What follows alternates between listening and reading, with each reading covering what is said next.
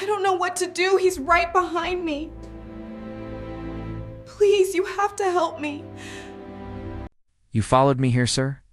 The maid's quiet voice trembled in the hospital hallway as she turned and faced the billionaire who had secretly trailed her. Through the night, he froze, because behind her, through the half-open hospital door, he saw something that made his chest tighten and his heart break in a way money could never fix. The rain had been falling all evening when Alexander Kane first noticed the strange pattern. His maid was leaving again. It was late, much later than usual. The city outside his mansion was quiet, the kind of silence that only comes after midnight when even the traffic seems tired. Yet Maria was slipping out the side gate with hurried steps. Alexander watched from the balcony above. He was a man used to observing patterns. That was how he built his billion-dollar empire. Numbers, movements, habits. Every detail mattered. And Maria's secret routine had begun to trouble him. Every week, same time, same hurried walk into the night. She never asked for extra pay, never complained, never even looked tired. But tonight something felt different. She looked desperate. Alexander grabbed his coat and quietly followed. Maria walked fast through the dim streets, her small figure wrapped in a faded coat. The cold air bit at her cheeks, but she did not slow down. She had learned long ago that life rarely waited for people who moved slowly. Maria's life had never been easy. Years ago, she had arrived in the city with nothing but a small suitcase and a quiet hope that things would somehow work out. Back then, she had been younger, her eyes brighter, her dreams simple. She worked 2 jobs during the day and studied English at night. Then the accident happened. A drunk driver, a flashing ambulance, a long night in a hospital waiting room that smelled like disinfectant and fear. Her husband never came home. What remained was her small son, Daniel, only 3 years old at the time. Clinging to her coat while doctors spoke in quiet voices she barely understood. From that day forward, Maria carried 2 lives on her shoulders. Her own, and Daniel's fragile one. He grew up weak, and his heart carried a condition doctors warned could become dangerous. Every breath, every cough, every fever made Maria's chest tighten with silent fear. She never spoke about it. She simply worked harder, cleaning floors, washing dishes, ironing clothes for families who barely knew her name, until one day she found work at Alexander Kane's mansion. The pay was better, the hours were stable, and for the first time in years, Maria allowed herself to believe that maybe life would finally give her son a chance.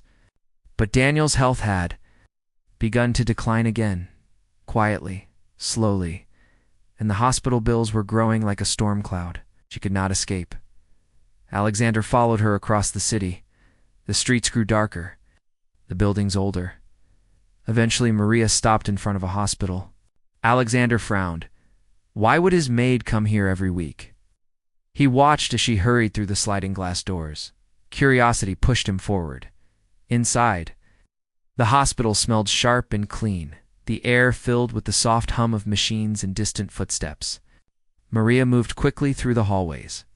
Alexander stayed behind her, careful not to be seen. Then she stopped. Outside a small room at the end of the pediatric wing.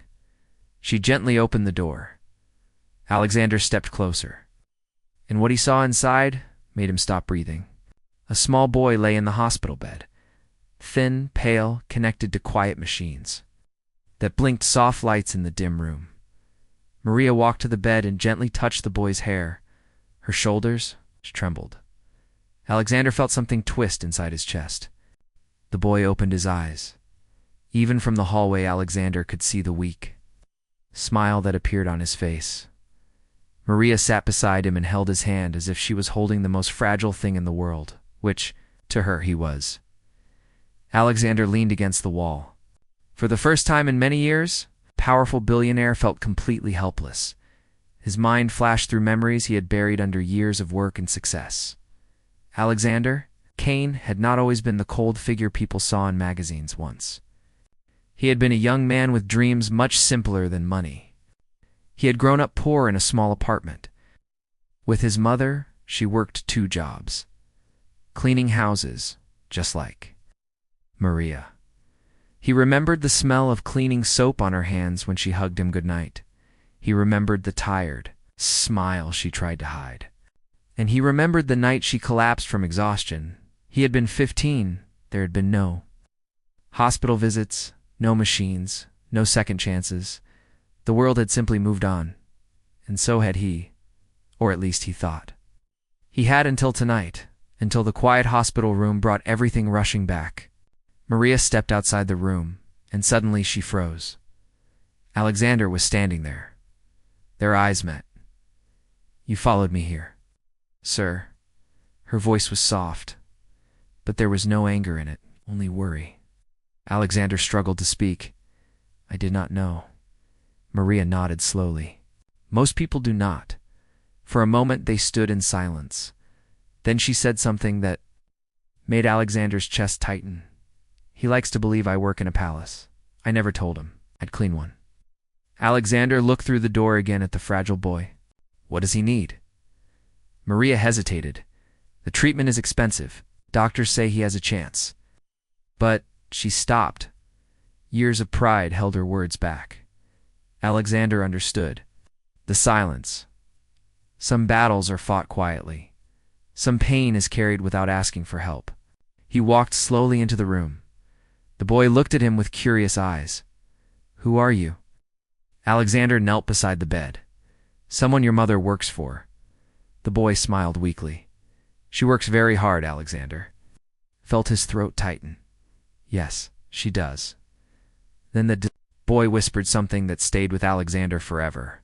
"My mom says strong people help others when they can." Alexander looked at Maria. Her eyes were filled with quiet fear and quiet strength. The next morning, something unusual happened at the hospital. Doctors gathered outside Daniel's room. New specialists arrived. Advanced equipment rolled through the hallway. Maria watched in confusion. A doctor approached her gently. "Your son will receive the best treatment available." She stared at him. "But I cannot afford." The doctor smiled softly.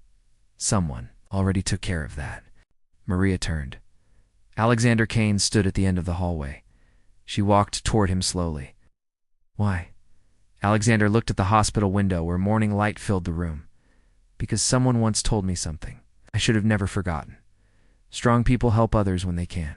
Maria's eyes filled with tears she had held back for years. Alexander added quietly, "And sometimes the strongest people are the ones no one sees." Weeks passed. Daniel slowly began to recover. Color returned to his cheeks. His laughter returned to the hospital halls. One afternoon, the nurses noticed something beautiful. Alexander Kane sitting beside the bed reading a storybook. The billionaire who once owned skyscrapers and private jets now spent hours listening to a small boy talk about cartoons and dreams. Maria watched from the doorway, her heart full in a way she had never expected. Months later, Daniel walked out of the hospital holding his mother's hand. Alexander stood nearby. The sun felt warm. Life felt possible again. Daniel looked up at Alexander and said something that made everyone smile. "Mom says heroes do not always wear uniforms." Alexander nodded. "Sometimes they wear cleaning gloves." Maria laughed softly, and for the first time in years. The weight on her shoulders felt lighter.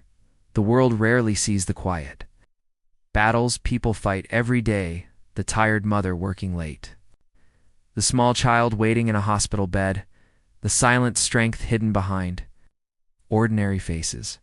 But sometimes all it takes is one moment of compassion to change everything, because dignity does not shout. It stands quietly in kindness, and given at the right moment can echo through a lifetime. If this story touched your heart, share where you are watching from.